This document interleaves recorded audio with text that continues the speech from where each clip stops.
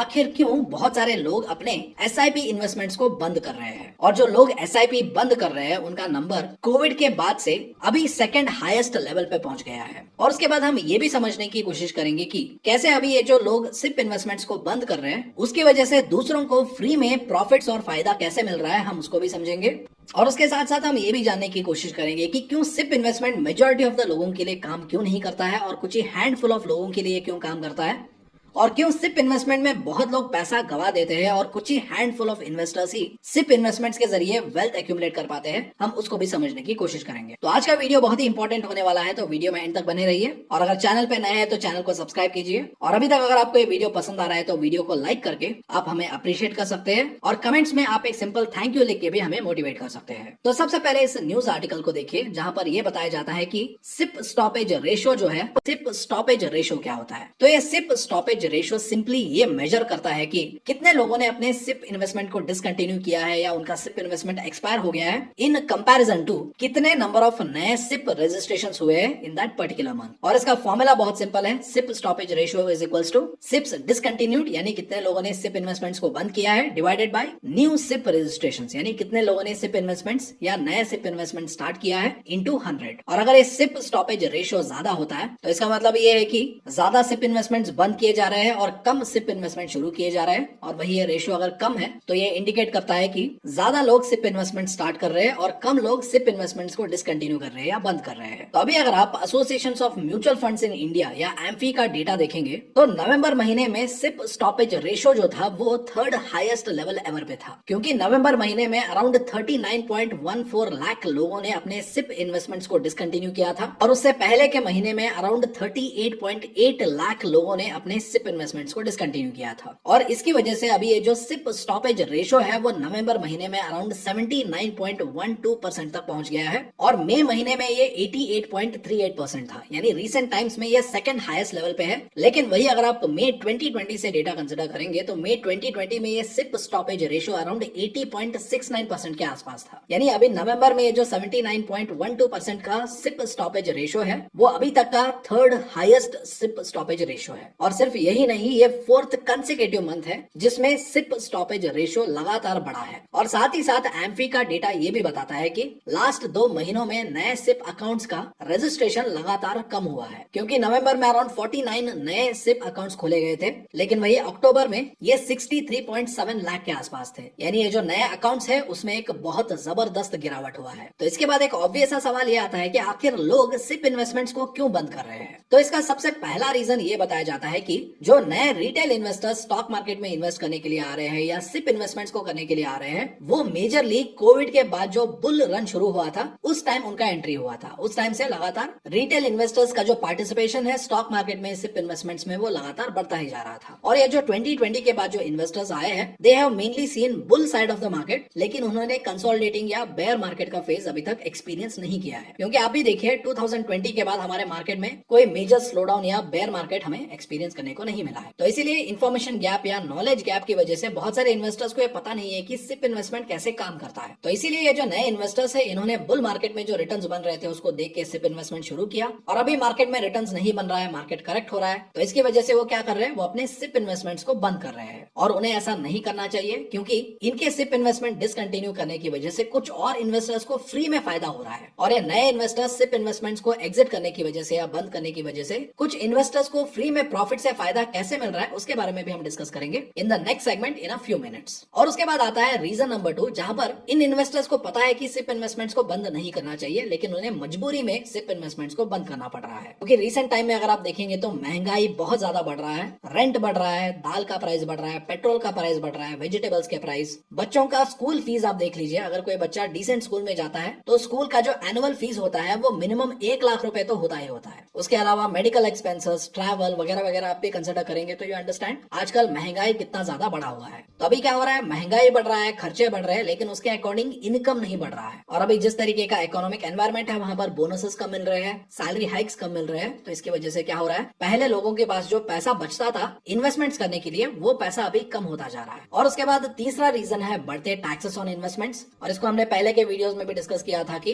Last budget में जो short term capital gains को 15% से बढ़ा के 20% कर दिया गया है और लॉन्ग टर्म कैपिटल गेन्स को 10% से 12.5% कर दिया गया है। और अभी डायरेक्ट टैक्स कोड के बारे में भी डिस्कस किया जा रहा है, तो वो भी बहुत सारे इन्वेस्टर्स को डीमोटिवेट कर रहा है इन्वेस्टमेंट्स करने के लिए। And on top of that जो अर्निंग्स है उसके ऊपर भी टैक्सेस ज्यादा है, direct and indirect taxes combined. क्योंकि अर्निंग्स के ऊपर तो हम टैक्स देते ही है, लेकिन उसके साथ साथ जब भी हम पॉपकॉर्न खरीदते हैं तो उसके ऊपर भी हम 18% का जीएसटी पे करते हैं। तो आप भी कमेंट्स में बताइए कि आपको क्या लगता है, क्या अभी टैक्सेस बढ़ने की वजह से लोग इन्वेस्टमेंट्स करने के लिए डीमोटिवेट हो रहे हैं, या अभी जो खर्चे बढ़ रहे हैं उसकी वजह से लोगों के पास क्या पैसा कम बच रहा है, या अभी मार्केट गिर रहा है इसकी वजह से क्या इन्वेस्टमेंट्स कम हो रहे हैं? जो भी रीजन आपको ज्यादा रेलेवेंट लगता है उसको आप वेल्थ को एक्यूमुलेट करने के लिए काम आता है। तो इसको जानने के लिए हमें सबसे पहले ये समझना होगा कि लोग क्यों सिप इन्वेस्टमेंट्स करते हैं और सिप इन्वेस्टमेंट कैसे काम करता है। तो सबसे पहले सिप जो होता है वो शॉर्ट टर्म इन्वेस्टमेंट्स के लिए नहीं होता है, और यहीं पर 80 to 90% ऑफ द लोग गलती कर देते हैं। क्योंकि सिप इन्वेस्टमेंट जो है वो लॉन्ग टर्म इन्वेस्टिंग के लिए काम आता है। Because SIP investment works on two important principles, one is the power of compounding and second is rupee cost averaging.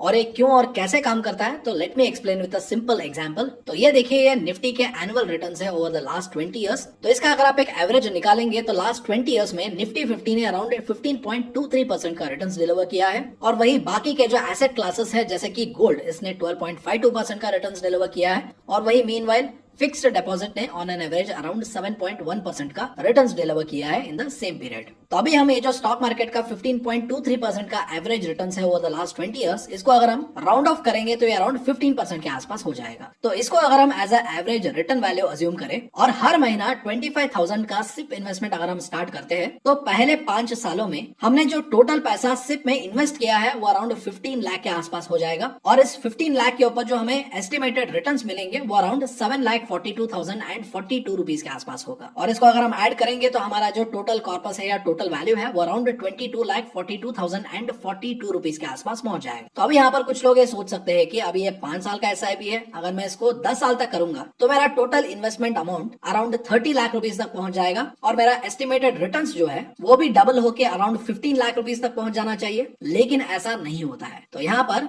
10 साल सिप इन्वेस्टमेंट कंटिन्यू करने पे आपका इन्वेस्टमेंट अमाउंट जो है वो 30 लाख जरूर हो जाएगा, लेकिन आपका जो एस्टिमेटेड रिटर्न्स है वो 15 लाख नहीं बल्कि 39.66 लाख रुपीस तक पहुंच जाएगा। और इससे आपका जो टोटल वैल्यू है या टोटल कॉर्पस है वो 69,66,000 रुपीज तक पहुंच जाएगा। और यही है पावर ऑफ कंपाउंडिंग का इफेक्ट, जहां पर आप जितना लंबा रुकेंगे आपके इन्वेस्टमेंट्स के ऊपर आपके रिटर्न्स उतने ही एक्सपोनेंशियली बढ़ने शुरू हो जाते हैं। अभी तो हमने बस 10 साल तक ही देखा है, लेकिन वही अगर हम इन्हीं 15% के एक्सपेक्टेड रिटर्न्स के ऊपर अगर 15 साल तक एसआईपी इन्वेस्टमेंट कंटिन्यू करते हैं, तब हमारा total investment around 45 lakh rupees तक पहुंच जाता है। लेकिन वही हमारा एस्टिमेटेड रिटर्न्स जो है वो कंपाउंड होके 1,24 लाख रुपीज तक पहुंच जाते हैं और हमारा जो टोटल कॉर्पस है वो 1,69 लाख रुपीस तक पहुंच जाएगा। और वही अगर हम इसको 20 इयर्स तक कंटिन्यू करेंगे तो इन्वेस्टमेंट अमाउंट 60 लाख होगा, एस्टिमेटेड रिटर्न्स 3,18 लाख होंगे और total corpus value 3.78 crore rupees होगा। और वही अगर हम इसको 25 इयर्स तक कंटिन्यू करेंगे तो इन्वेस्टमेंट अमाउंट होगा 75 लाख रुपीस,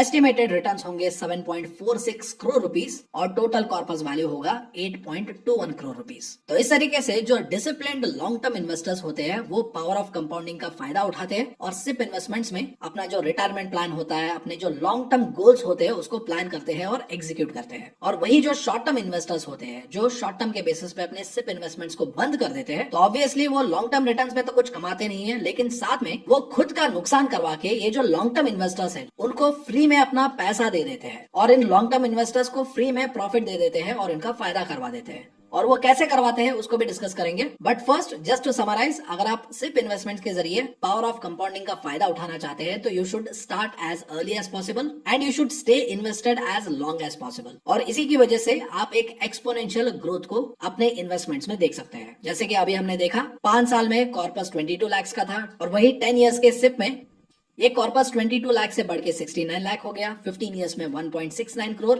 20 इयर्स में ये फिर से कंपाउंड होके 3.78 करोड़ और वही 25 इयर्स में ये कंपाउंड होके 8.21 करोड़ हो जाएगा। तो इस तरीके से पावर ऑफ कंपाउंडिंग काम करता है, जहां पर आप एक्सपोनेंशियल ग्रोथ को लेवरेज करके या उसका फायदा उठा के अपने इन्वेस्टमेंट्स को ग्रो कर सकते हैं। और सिप इन्वेस्टमेंट्स इतने बेहतरीन तरीके से लॉन्ग टर्म में क्यों काम करते हैं उसका एक दूसरा रीजन है रुपी कॉस्ट एवरेजिंग। क्योंकि जस्ट इमेजिन अगर कोई हर महीना 1,000 रुपए सिप में इन्वेस्ट कर रहा है तो मान मान लेते हैं पहले मंथ में उसका जो नेट एसेट वैल्यू है या एनएवी है वो 50 रुपीज है, तो जिसके बेसिस पे 1000 में उस इन्वेस्टर को उस म्यूचुअल फंड में या उस सिप इन्वेस्टमेंट में 20 यूनिट्स मिलेंगे। और नेक्स्ट मंथ ये मान लेते हैं कि मार्केट गिरता है, इसकी वजह से एनएवी 50 से 40 हो जाता है, तो वहां पर उसको 25 यूनिट्स मिलते हैं। और वही मान लेते हैं नेक्स्ट महीने में मार्केट ऊपर जाता है और एनएवी वैल्यू भी 40 से बढ़ के 60 हो जाता है, तो वहां पर उसे 16.67 यूनिट्स मिलते हैं। यानी यहाँ पर जब भी मार्केट गिरता है तो वहां पर आप ज्यादा खरीदते हो ऑटोमेटिकली, और जब भी मार्केट बढ़ता है तो वहां पर आप ऑटोमेटिकली कम खरीदते हो, बिकॉज आपका इन्वेस्टमेंट फिक्स्ड है और उस फिक्स्ड इन्वेस्टमेंट के बेसिस पे आपका जो एनएवी है वो बढ़ता है या घटता है। तो इसके बेसिस पे क्या हो रहा है, आप कंसिस्टेंटली और ऑटोमेटिकली आपके इन्वेस्टमेंट को एवरेज कर रहे हो, क्योंकि इन 3 महीनों में आपने टोटल 3000 इन्वेस्ट किया और आपने जो हर महीना खरीदारी किया उसके बेसिस पे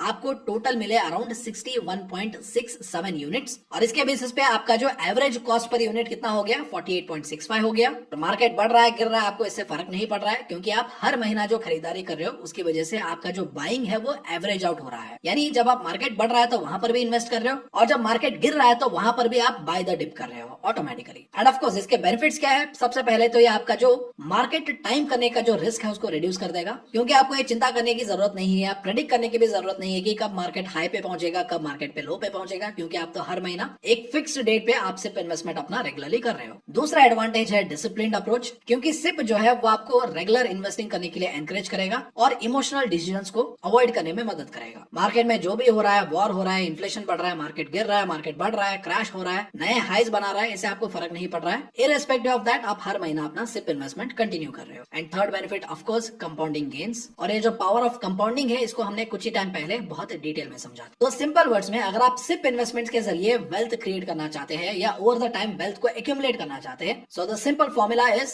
आपको लॉन्ग टर्म के लिए इन्वेस्ट करना होगा, and irrespective of market conditions you should continue your SIP investments. और उसके बाद अभी हम ये जानने की कोशिश करते हैं कि अगर कोई अपना सिप इन्वेस्टमेंट शॉर्ट टर्म में बंद कर देता है तो ना चाहते हुए भी जो लॉन्ग टर्म सिप इन्वेस्टर्स है उनको फ्री में फायदा करवा देते हैं। तो ये कैसे होता है, तो चलिए उसको भी समझते हैं। तो जब भी कोई सिप इन्वेस्टमेंट करता है और वहां पर वो लॉन्ग टर्म के लिए इन्वेस्टेड रहता है तो उसको इनडायरेक्टली बेनिफिट मिलता है उन शॉर्ट टर्म इन्वेस्टर्स की वजह से जो अपने सिप इन्वेस्टमेंट्स को या सिप इन्वेस्टमेंट्स में अर्ली एग्जिट कर देते हैं। क्योंकि जब भी कोई अर्ली एग्जिट करता है तो वो इन्वेस्टर वहां पर एग्जिट लोड पे करता है। तो ये एग्जिट लोड क्या होता है, तो ये एक स्मॉल फी होता है या चार्ज होता है जिसको म्यूचुअल फंड कंपनीज चार्ज करते हैं, जो अराउंड 1 to 2% के बीच में होता है। और इस एग्जिट लोड को म्यूचुअल फंड कंपनीज उन इन्वेस्टर्स को चार्ज करते हैं जो अपने म्यूचुअल फंड इन्वेस्टमेंट्स को या यूनिट्स को एक स्पेसिफिक पीरियड के अंडर रिडीम कर देते हैं या सेल कर देते हैं। यूजुअली मान लो 1-2 साल के अंदर अगर वो उस इन्वेस्टमेंट को सेल कर देते हैं तो उनके ऊपर ये जो म्यूचुअल फंड कंपनीज है ये एग्जिट लोड लगाते हैं, जो एक तरीके का पेनल्टी है फॉर अर्ली विड्रॉल। तो अभी इस शॉर्ट टर्म इन्वेस्टर ने अपने म्यूचुअल फंड को या सिप इन्वेस्टमेंट्स को बेच दिया और उसके ऊपर म्यूचुअल फंड कंपनीज ने 1-2% का एग्जिट लोड लगा दिया, और अभी म्यूचुअल फंड कंपनीज के पास ये जो एग्जिट लोड का पैसा है ये आ गया। तो अभी इसके बाद क्या होगा, तो इसके बाद आएगा सेबी का मैंडेट, और ये सेबी का मैंडेट ये बताता है कि म्यूचुअल फंड कंपनीज जो है वो एग्जिट लोड को एज अ प्रॉफिट नहीं रख सकते। यानी एग्जिट लोड के रूप में जो भी म्यूचुअल फंड कंपनी को पैसा मिला है उसको वो एज अ प्रॉफिट नहीं रख सकते, और जो एग्जिट लोड में म्यूचुअल फंड कंपनीज ने जो पैसा कलेक्ट किया है उसको उन्हें उसी म्यूचुअल फंड स्कीम में री इन्वेस्ट करना पड़ेगा बाय बाइंग एडिशनल शेयर्स, और ये जो न्यूली परचेज्ड शेयर्स है इसको उन्हें डिस्ट्रीब्यूट करना होगा among the remaining long term investors in that particular mutual fund scheme. यानी सिंपल वर्ड्स में यहाँ पर क्या हो रहा है, जब भी कोई short term investor exit load पे करता है तो वो उस म्यूचुअल फंड स्कीम का जो टोटल एसेट है उसको बढ़ाने के लिए कंट्रीब्यूट करता है, जो इनडायरेक्टली उस म्यूचुअल फंड स्कीम्स के जो लॉन्ग टर्म इन्वेस्टर्स है उनका नेट एसेट वैल्यू या एनएवी को इंक्रीज कर रहा है या बढ़ा रहा है। यानी ये उस म्यूचुअल फंड स्कीम के जो लॉन्ग टर्म इन्वेस्टर्स है उनके लिए फ्री गेन्स है, जहां पर उन्हें एडिशनल इन्वेस्टमेंट्स किए बिना फ्री के गेन्स मिल रहे हैं या प्रॉफिट्स मिल रहे हैं, जो उनके पैसों को और भी तेजी से कंपाउंड करने के लिए मदद करेगा। तो इसीलिए अगर आप शॉर्ट टर्म में सिप्स में इन्वेस्ट करते हैं तो आपको लॉस होगा, और वही अगर आप लॉन्ग टर्म में सिप में इन्वेस्ट करोगे तो आपको गेन मिलेगा। और सिप इन्वेस्टमेंट्स में just by staying invested you will benefit from compounding returns and also free gains from exit loads.